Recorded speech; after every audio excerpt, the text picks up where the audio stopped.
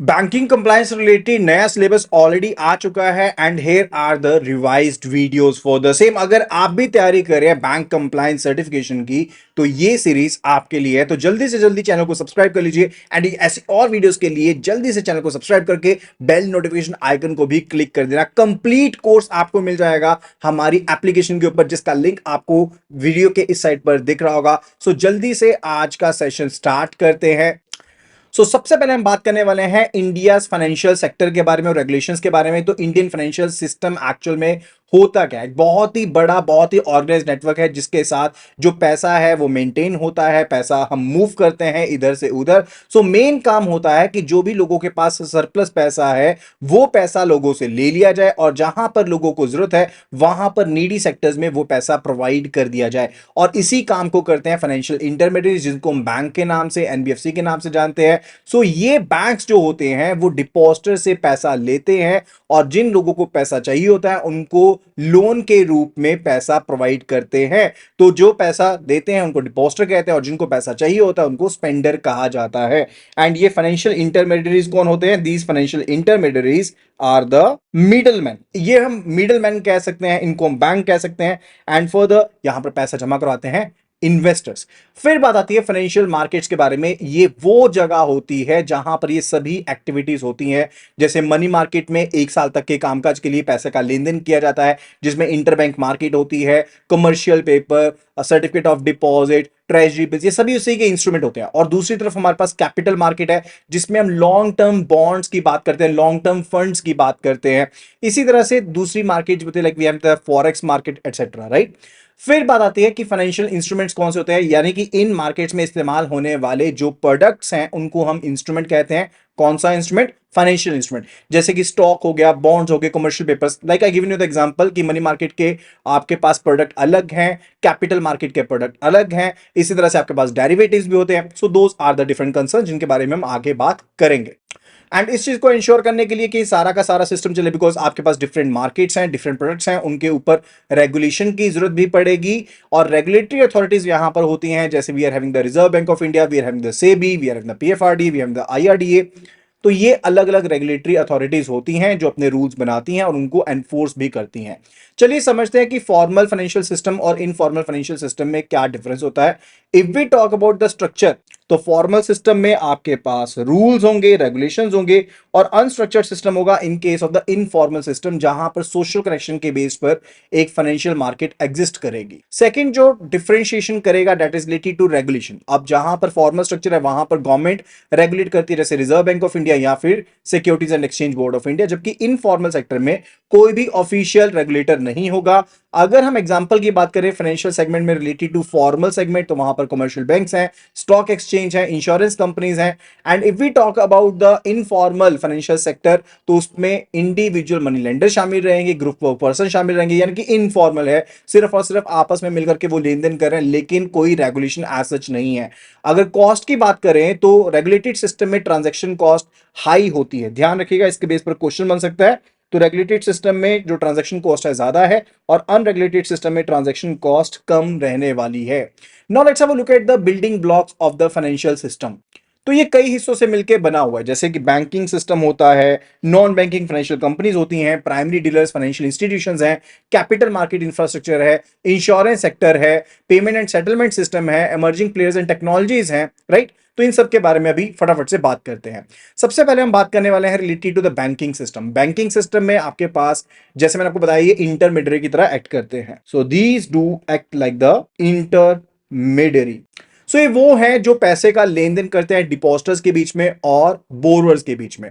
जैसे कि commercial bank सबसे बड़े प्लेयर होते हैं, बहुत सी सर्विसेज प्रोवाइड करते हैं, मनी ट्रांसफर्स की, फॉरेन एक्सचेंज की, एडवाइस की वगैरह सभी सर्विसेज प्रोवाइड करते हैं। कोऑपरेटिव बैंक्स जो होते हैं वो लोकल नीड्स के ऊपर फोकस करते हैं। स्पेशलाइज्ड बैंक्स भी होते हैं, जैसे we are having the SIDBI, ठीक है। तो इसी तरह से स्मॉल फाइनेंस बैंक्स भी हैं, पेमेंट बैंक्स भी हैं, जो एक स्पेसिफिक नीश से रिलेटेड रिक्वायरमेंट्स को कंप्लीट करते हैं।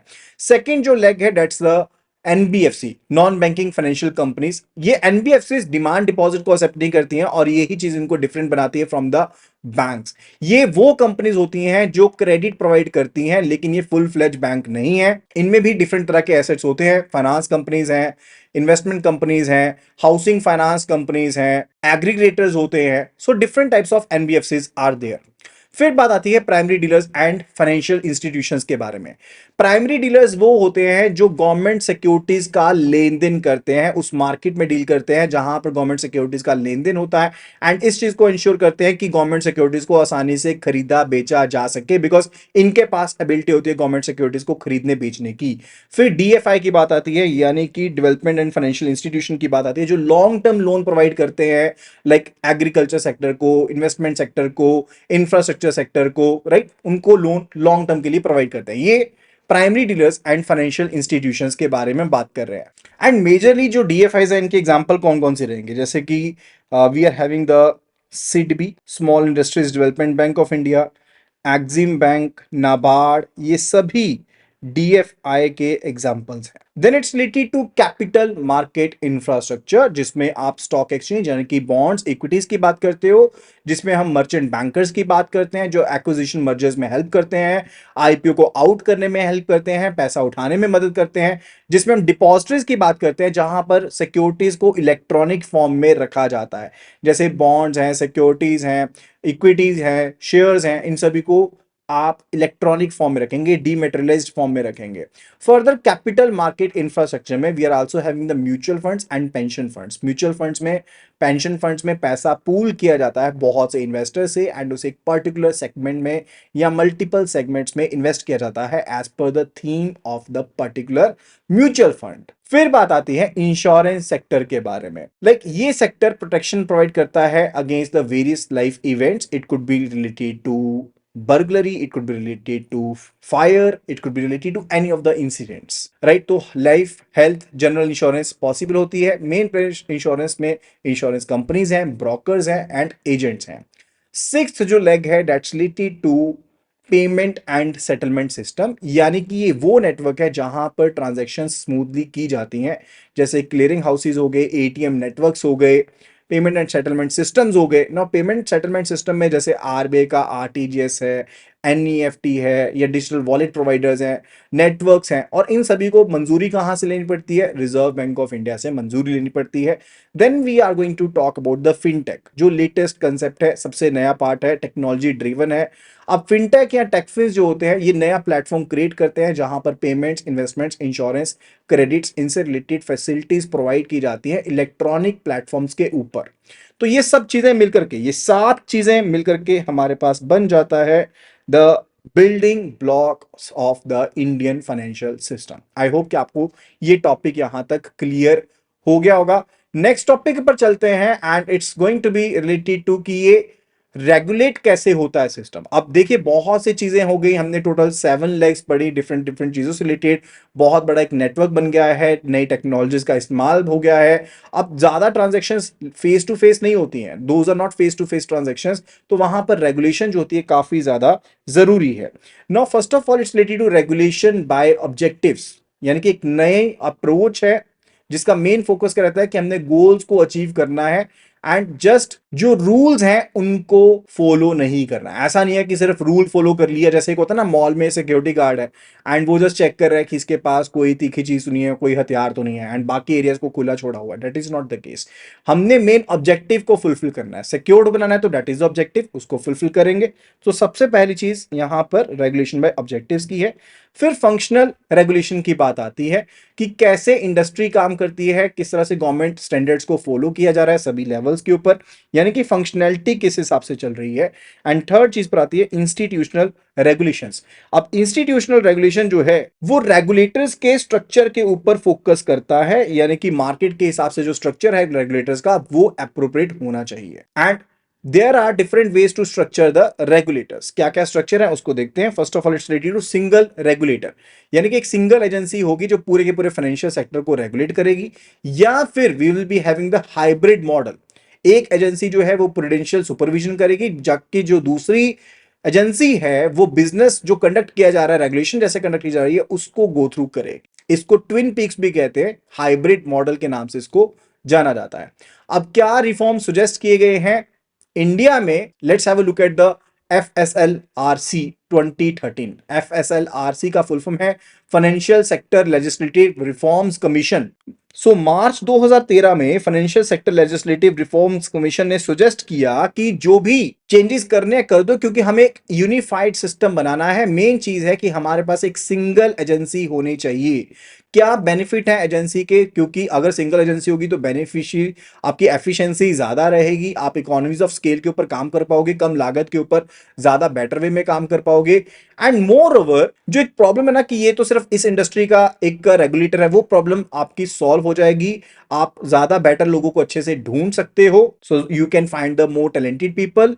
एंड मोर ओवर हम रेगुलेशन को यूनिफाई कर सकते हैं डिफरेंट सेगमेंट्स में, स्टॉक्स को लेकर के, बॉन्ड्स को लेकर के, करेंसीज को लेकर के, एंड एक consistent consumer protection rules create कर सकते हैं बहुत से फाइनेंशियल फर्म्स को लेकर के।